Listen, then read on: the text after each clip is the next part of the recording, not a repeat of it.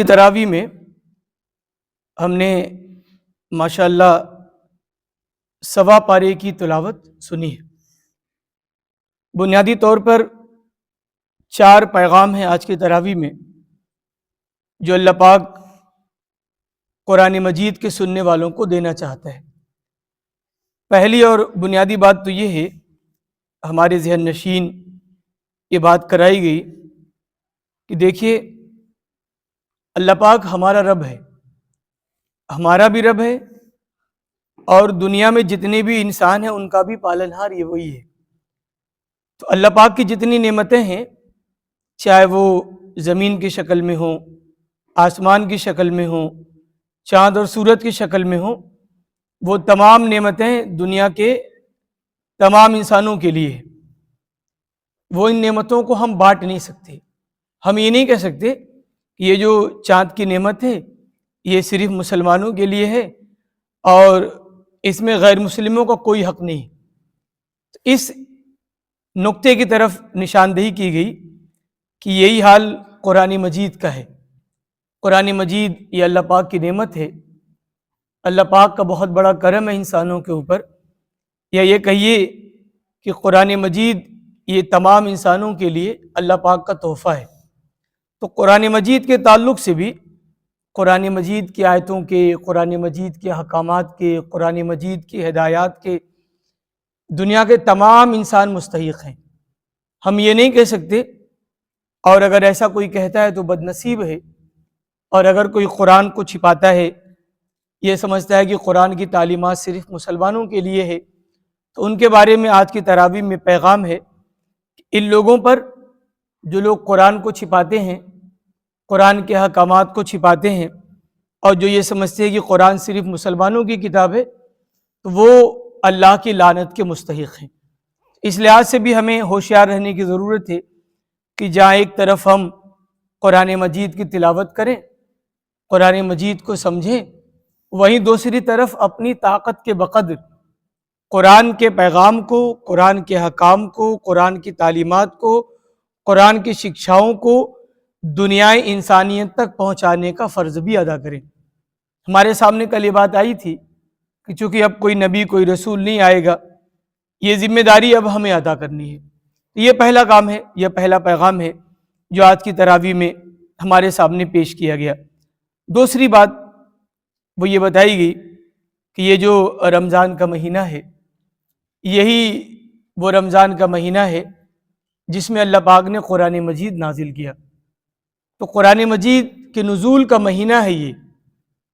اس مہینے میں قرآن مجید کے نازل ہونے کی وجہ سے اللہ پاک نے اتنی برکتیں عطا کر دی، اس مہینے روزہ رکھنا فرض قرار دیا گیا۔ تو آج کی تراویح میں یہ بات بھی ہمارے سامنے پیش کی گئی، اور ایک اور بات، ایک پورا سلسلہ ہے۔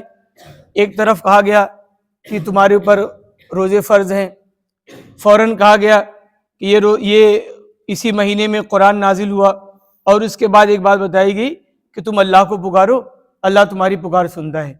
تو جہاں قرآن مجید کے رمضان کے روزوں کے فرض ہونے کا تذکرہ ہے، وہاں اللہ پاک نے ایک بات بتائی ہے کہ کتب علیکم الصیام کما کتب علی الذین من قبلکم لعلکم تتقون، تاکہ تمہارے اندر اللہ کا تقوی پیدا ہو جائے۔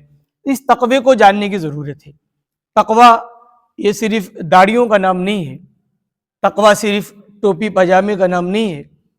تقوی اصل مفہوم یہ ہے کہ ہم نے رمضان کے روزوں میں صبح سے لے کے شام تک اللہ نے منع کیا بھئی یہ چیزیں ہمیں نہیں کھانی، تو ہم صبح سے لے کر شام تک اللہ کی منع کی ہوئی چیزوں کو نہیں کھاتے، مطلب ہم اللہ کی بات ماننے والے ہیں۔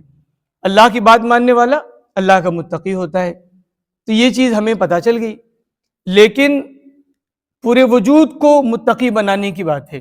ہماری آنکھیں، ہماری زبان، ہمارا ہاتھ، ہمارے پاؤں، ہمارا دل و دماغ، ساری چیزوں کے اندر اللہ کا ڈر پیدا ہو جائے۔ ہماری آنکھیں اللہ سے ڈرنے والی بن جائیں، ہماری زبان اللہ سے ڈرنے والی بن جائے، ہمارے کان اللہ سے ڈرنے والے بن جائیں، ہمارے ہاتھ پاؤں اللہ سے ڈرنے والے بن جائیں، ہمارے دل و دماغ میں اللہ کا ڈر رچ اور بس جائے، یعنی اللہ کی مرضی کے بغیر ہم کچھ دیکھ نہیں سکتے، اللہ کی مرضی کے بغیر ہمیں کچھ سننا نہیں ہے، اللہ کی مرضی کے بغیر ہمیں کچھ دیکھنا نہیں ہے، اللہ کی مرضی کے بغیر ہمیں کسی راستے پہ جانا نہیں ہے۔ تو یہ ہے تقویٰ کی ڈیفینیشن، تقویٰ کی تعریف جو قرآن مجید ہمارے اندر پیدا کرنا چاہتا ہے۔ اس کے بعد ایک بات بتائی گئی کہ اے میرے بندو مجھ سے مانگو، میں تمہاری پکار کو سنتا ہوں، یعنی دعا کی فضیلت کا بیان ہے۔ دعا آپ جانتے ہیں یہ عبادت کا مغز ہے۔ اللہ کے رسول صلی اللہ علیہ وسلم نے فرمایا الدعاء هو العبادہ، دعا ہی عبادت ہے۔ تو رمضان کا مہینہ ہے، قرآن کے نزول کا مہینہ ہے، اور دعا کا تذکرہ ہو رہا ہے۔ اس کا مطلب یہ ہے کہ ہمیں پورے رمضان چلتے اٹھتے بیٹھتے سوتے جاگتے کام کرتے ٹہلتے پھرتے بازاروں میں ہر وقت اللہ سے دعا و مناجات کرتے رہنا چاہیے۔ دعا کے بارے میں اللہ کے رسول صلی اللہ علیہ وسلم فرماتے ہیں کہ ہماری تقدیر میں، ہمارے مقدر میں اگر اللہ پاک نے کچھ غلط لکھ دیا کہ بھئی یہ ان کے نقصان میں، ان کے کاروبار میں نقصان ہوگا، ان کے بال بچوں کے ساتھ کوئی حادثہ پیش آ جائے گا، یا ان کی زندگی میں کوئی واقعہ پیش آ جائے گا، تو جو ہمارے نصیب میں لکھا ہے، ہمارے لکھے کو دنیا کی کوئی طاقت ٹال نہیں سکتی، لیکن ایک ہتھیار ہمارے پاس ہے جو ہمارے لکھے کے مقدر کو بھی بدل سکتا ہے۔ وہ کیا ہے؟ وہ دعا ہے۔ اللہ کے رسول صلی اللہ علیہ وسلم نے فرمایا کہ انسان کی تقدیر میں جو کچھ لکھا جا چکا ہے وہ چیز بدلے گی کیا؟ ہوا دعا، لیس شیء اقرب۔ ایک دوسری حدیث میں ہے کہ اللہ پاک کے نزدیک دعا سے بڑھ کر کوئی چیز محبوب نہیں ہے۔ تو ہمیں افطاری کے وقت بھی دعا کرنی چاہیے، سحری کے وقت بھی دعا کرنی چاہیے۔ ہم جب قرآن سنتے ہیں، قرآن ختم ہوا، امام صاحب نے قرآن مکمل کیا، فوراً ہم اللہ پاک سے کچھ مانگ لیں، یہ سارے اوقات دعا کی قبولیت کے اوقات ہیں۔ چوتھی بات آج کی تراویح میں بتائی گئی کہ دیکھیے اللہ پاک نے جو بھی نعمت ہمیں دی ہے، چاہے وہ اولاد کی شکل میں دی ہو، چاہے وہ زمین جائیداد کی شکل میں دی ہو، چاہے وہ مال و دولت کی شکل میں دی ہو، یہ صرف اللہ پاک کا کرم ہے۔ جو دولت، جو نعمت اللہ نے ہمیں دی ہے، اس نعمت کی قدر کرنی چاہیے۔ ہمیں جو پیسہ اللہ نے دیا ہے، جو زمین جائیداد اللہ نے دی ہے، جو اولاد ہمیں اللہ نے دی ہے، اس کا صحیح استعمال کرنا چاہیے۔ تو آج کی تراویح میں بتایا گیا کہ آپ کے پاس جو بھی دولت ہے، اس میں آپ کی چالاکی کا، آپ کی ہوشیاری کا، آپ کی ہنر کا کوئی عمل دخل نہیں ہے، بلکہ یہ صرف اللہ پاک کا کرم ہے۔ تو جب اللہ کے دین کو آپ کے پیسوں کی ضرورت ہو، جب غربا اور مساکین کو آپ کے پیسوں کی ضرورت ہو، جب محتاجوں، یتیموں اور بیواؤں کو آپ کے پیسوں کی ضرورت ہو، تو آپ بے دریغ اس پیسے کو اللہ کی راہ میں خرچ کریے، اور جو کچھ بھی آج اللہ کی راہ میں دیں گے، کل اللہ پاک یہ پیسہ آپ کو واپس لوٹائے گا جنت کی شکل میں، جنت کے نعمتوں کی شکل میں۔ تو کتنا بڑا سودا ہے۔ ایک آخری بات جو آج کی تراویح میں ہمارے سامنے پیش کی گئی، وہ آیت الکرسی کی تلاوت کی گئی۔ آیت الکرسی کے بارے میں آتا ہے کہ یہ بڑی فضیلت والی آیت ہے۔ آیت الکرسی کے بارے میں رسول اللہ صلی اللہ علیہ وسلم نے فرمایا کہ جو مسلمان ہر فرض نماز کے بعد آیت الکرسی پڑھتا ہے تو اللہ پاک اس کے لیے جنت واجب کر دیتا ہے۔ کتنی عظیم آیت ہے یہ۔ ایک اور حدیث میں آتا ہے کہ جب آپ سونے جائیں اور آیت الکرسی کی تلاوت کر لیں تو اللہ پاک کا ایک نگہباں فرشتہ آپ کے اوپر مقرر ہوتا ہے، جو پوری رات آپ کی نگرانی کرتا ہے، شیطانوں سے بچاتا ہے، شیطان کے وسوسوں سے بچاتا ہے، برے خواب سے بچاتا ہے، اور غلط حرکات سے بچاتا ہے۔ تو یہ آیت الکرسی کی فضیلت ہے۔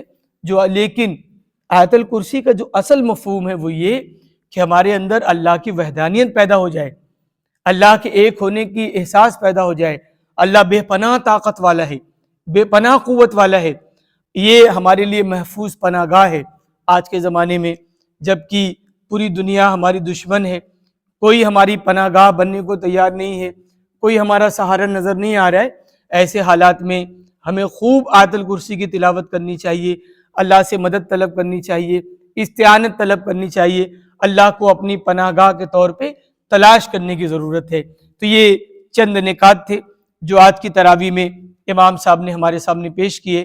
میں پھر کہوں گا کہ یہ بہت اہم لمحہ ہوتا ہے۔ حضرت عبداللہ ابن مسعود رضی اللہ تعالیٰ عنہ فرمایا کرتے تھے کہ 3 مواقع پر تم لوگ اپنے دل کو ٹٹولو، اگر اس دوران تمہیں اپنے دل نظر آ جائے ان باتوں میں دل لگے تو سمجھ لو کہ تمہارے پاس کوئی دل ہے، اور اگر ان مواقع پر تمہارا دل نہیں لگ رہا ہے تو سمجھ لو کہ تمہارے پاس دل نہیں ہے۔ تم اللہ سے دعا مانگو، اے اللہ ہمیں ایک دل عطا کر دے۔ اس میں پہلا موقع کیا ہے؟ آپ تنہائی میں ہیں، اکیلے ہیں، اس وقت آپ ٹٹولیے کہ کیا آپ کو اللہ کی یاد آ رہی ہے۔ دوسرا لمحہ کیا ہے؟ آپ ذکر کی محفل میں بیٹھے ہوئے ہیں، دین کی باتیں ہو رہی ہیں، وہاں بھی دیکھیے کہ کیا آپ کا دل لگ رہا ہے۔ تیسری بات یہ ہے کہ جب قرآن مجید پڑھا جائے، چاہے وہ تراویح کی نماز میں پڑھا جائے، آپ یہ دیکھیے کہ کیا قرآن سننے کا آپ کو من کر رہا ہے۔ اگر من کر رہا ہے تو اللہ کا شکر ادا کریے، اور من نہیں کر رہا ہے تو اللہ سے دعا کریے کہ اللہ پاک ہمیں ایک دل عطا کر دے، اس لیے کہ ہمارے پاس دل نہیں ہے۔ تو اللہ پاک سے دعا ہے کہ اللہ تعالی ہمیں قرآن سننے کی بھی توفیق دے، اور پورے رمضان قرآن مجید کو سمجھنے کی بھی توفیق اور طاقت دے دے۔ آمین یا رب العالمین۔ وآخر دعوانا ان الحمد للہ رب العالمین۔